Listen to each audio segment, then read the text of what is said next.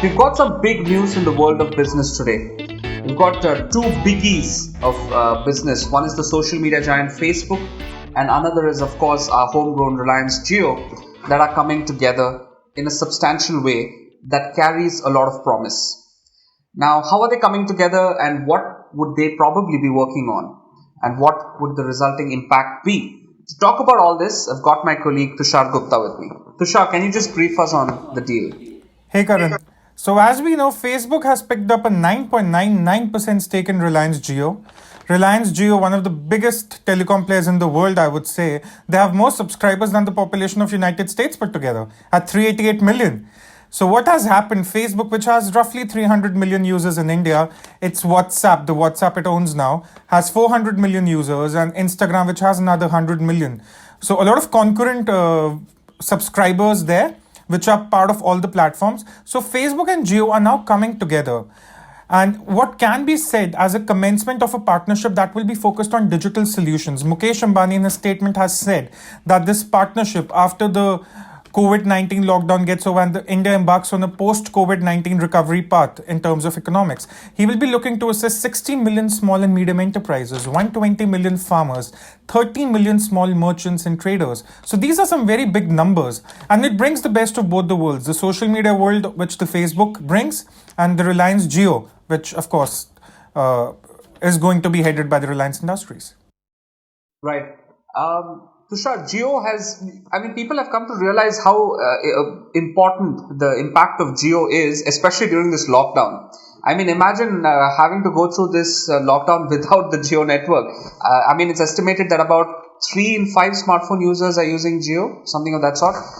So that's the kind of penetration they have. Now, combine this with what Facebook already has. What sort of a sector or sectors do you see being impacted by this partnership? See, as of now, they're just talking about JioMart. They want to embark on this hyper-local delivery service model where they connect the local Karyana store with the consumer. They want your groceries to be delivered in less than 30 minutes. And this is something which has been in the market, the knowledge which has been in the market for long. I've been speaking to a few Karyana store owners, and they all have been somehow acquainted with this knowledge that Reliance is working on something. But JioMart is a very small part of the entire equation. We are looking at a very large ecosystem that will be taken care of by Jio, something similar to what we see in China in the form of WeChat app now. So what you're essentially doing, you're getting one app for everything. This is what Paytm tried to do in the past, but they couldn't really get hold of that entire model well. But Jio, with its JioMart, Jio Mobile, Jio Giga Fiber, Jio Cinema, Jio Music, Jio Movies, the opportunities are endless. So this is where Reliance would be looking to cash on. How does it help Facebook? Well, Facebook gets to have a stake. For them, Facebook, it's a great opportunity because they somehow have seen a stagnated growth at 300 million users. The growth hasn't been that rapid. And for long, Mark Zuckerberg has been exploring innovative solutions to diversify its offering in the form of Facebook. People are now growing tired of social media, so he wants to diversify his offerings. So this is where the combination made a lot of sense. So we're looking at a very large ecosystem, something similar to what we already have in China in the form of WeChat. Right.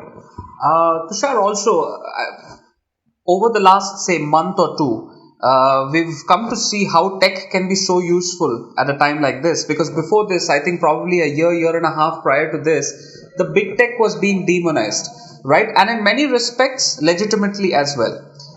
But how do you see tech sort of contributing now at such a time like this in light of such a partnership?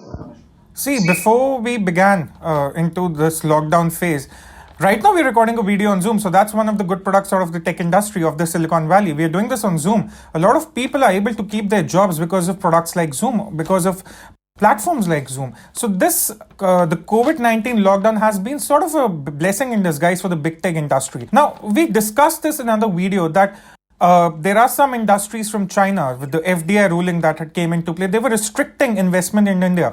Now, the same question can also be asked of Facebook, that Facebook is picking up a 10% stake in telecom. So what does it mean for the Indian consumer? Is our information secure? Is our data going to be transacted across nations? And will the US be making any use of it? These questions will be asked in the long run. There will be some political, football also being played along with this. But please understand, the the line that differentiates private sector and the state is far more clear in the United States than it is in China.